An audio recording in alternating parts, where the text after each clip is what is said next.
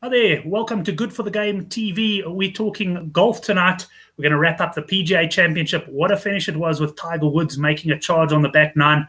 We'll also have a look at this weekend's PGA Tour event, the Wyndham Championship. Well, joining me to talk golf, he's a man who loves his golf punting and he's involved with the Buddy Golf app, Brad Bernstein. Brad, good to have you on the show. Yeah, hi Brent, how are you doing? Good to be back. Good, man. I'm sure, like me, you've taken most of the week so far just to recover from a late night. I know we shared a few WhatsApps at about 1 o'clock in the morning there. Thrilling finish to the PGA Championship. Koepka, I mean, you got to give him full credit for holding off a charging Woods. Absolutely. You know, he made back-to-back bogeys on the front nine, which basically brought the whole field back in it. And at that point, Thomas drew level. Thomas had quite a makeable putt to go ahead and ended up three-putting. But from after that, every hole either made birdie or had a good look for birdie. So I really got to hand it to him. He was never in trouble from then on, and he surged away. And in the days of old, when you saw Tiger Woods and you hear the cheering coming up from ahead of you, it would rattle you. And for him, it didn't. So well done, Brooks. Full credit. I must say, my money was he was my main bet of the day. I backed him top 10, top 20, but also to win. And I must say, where I was getting a little bit worried, although he was actually playing some excellent golf, he missed about 3 birdie putts in a row, of which you'd think in normal circumstances he probably would have made 2 out of 3. And I was worried that was a sign of nerves. But then sort of Scott moved up to him, and then after that he pulled clear. So he really is a guy to watch. I mean, he's won 3 of the last 7 majors, I think, now. And he's going to overtake the likes of Spieth on that pretty soon, the way he's going. Yeah, as we mentioned last week, you know, golf is so much a confidence game, and he's oozing with confidence. He says he's the most confident player on tour, and when it's counted, he's really stepped up to the plate, and he doesn't get flustered. He just believes in himself, and that's what you need to do, is to bounce back on any kind of bogey and come back. And he made 3 birdies in a row, so he shows he's definitely got it. He's number 2 in the world now, very close to being number 1, and deservedly so. That's well. But before we get into the Wyndham, just to have a look at the Buddy Golf tournament last week, I thought I picked a pretty decent 12 players, but I think I scraped into the top 100 in the end. You, on the other hand, were first round leader. I know you had Woodland in the mix there. You managed to finish in the prize money, or did you slide out in the end? No, I slid out. My Fowler went over par. Woodland finished tie 6, which wasn't bad. But the big thing is the guys who went for Adam Scott at double points, he was worth more than the winner. So that was a big difference. And I was up there first, third, second, fourth for the first 3 days. Unfortunately, the 4th day, my guys all seemed to crumble. Also, I had a few guys missing the cut, which hurt me, and most of the other top guys, they managed to avoid getting the penalties on missing the cut. So there's a lot of strategy that goes into the game, and you know, if you can choose 12 guys who all make the cut, it makes a huge difference. Certainly does. I'm still getting used to it. I've only played the majors so far, but after a nice punting weekend, I'm going to have a go at your tournament. You are playing one this week for the Wyndham, eh? Yeah, so this one, it's a smaller tournament. I mean, we had just under 200 people for the PGA. The weekly ones, we normally have 30 to 40, and it's 250 Rand to enter only. But, you know, it gives you, the less people that are in, it means you've got much more chance of winning. Certainly does. Well, you can go to the Buddy Golf, look for the Buddy Golf app and download that and enter. You can pay online as well, which is nice. But Brad, let's get into the Wyndham. It's obviously a very watered down field compared to what we had last week at the PGA. I noticed most of the big hitters are giving this a miss, but there's a lot of players who come back here year in and year out. And I guess it's because it's the Sedgefield Country Club is one of those layouts which do give the shorter hitters a chance. Absolutely. And I think so. Your clear favorite is Webb Simpson, playing well at the moment, previous winner. So, but somehow for me, 12 to 1. He doesn't win often enough. Exactly. You know, so these are the kind of tournaments I like going for the outsiders, because you know when you've got if you look at Woodland, for example, last week I told you my brother actually managed to catch Woodland for first round leader. And those big 100 to 1 odds, as I said, sometimes they get that first round lead and they hang up there, but they don't often go on to win the tournament, especially when you've got Koepka and Woods and all the quality.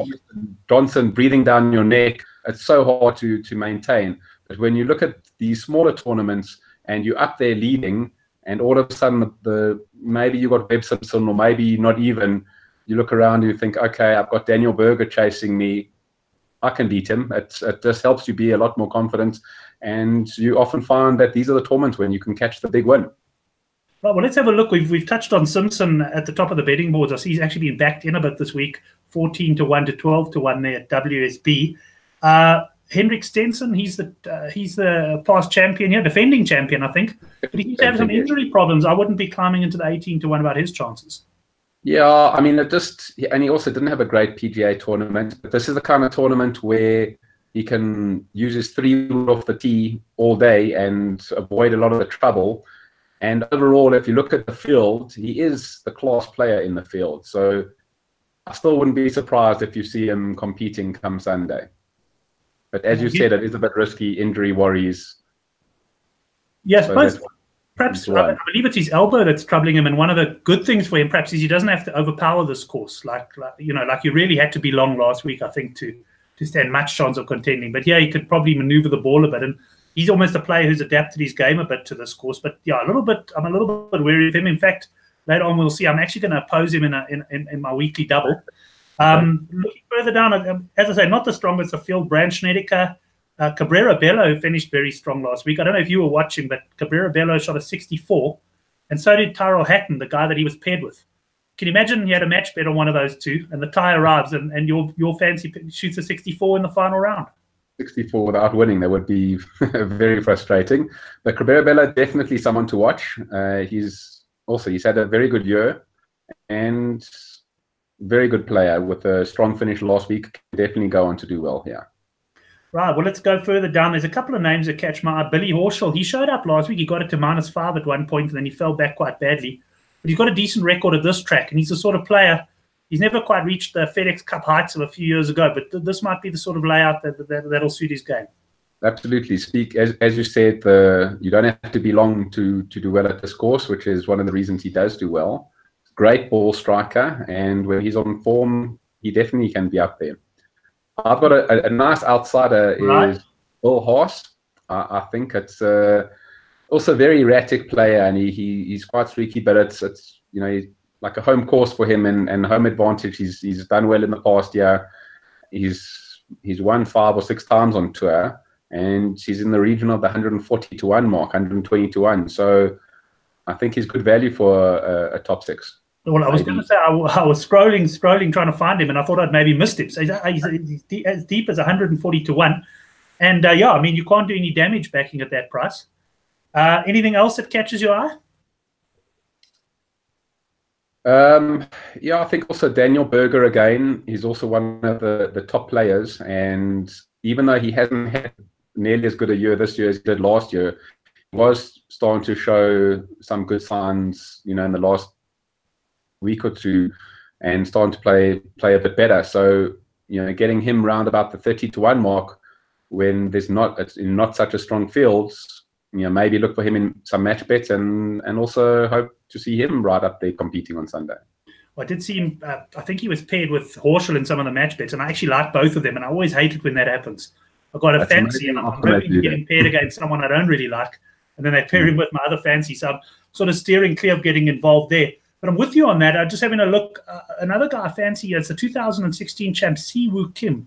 I saw 50-1 at Sporting Bet. And you know me, I like at Sporting Bet the fact that they offer bets like top 10, including ties. I'm not sure what he is elsewhere, but 9-2 for a top 10 finish. He's still a youngster. He couldn't defend his title last year, I believe, due to injury.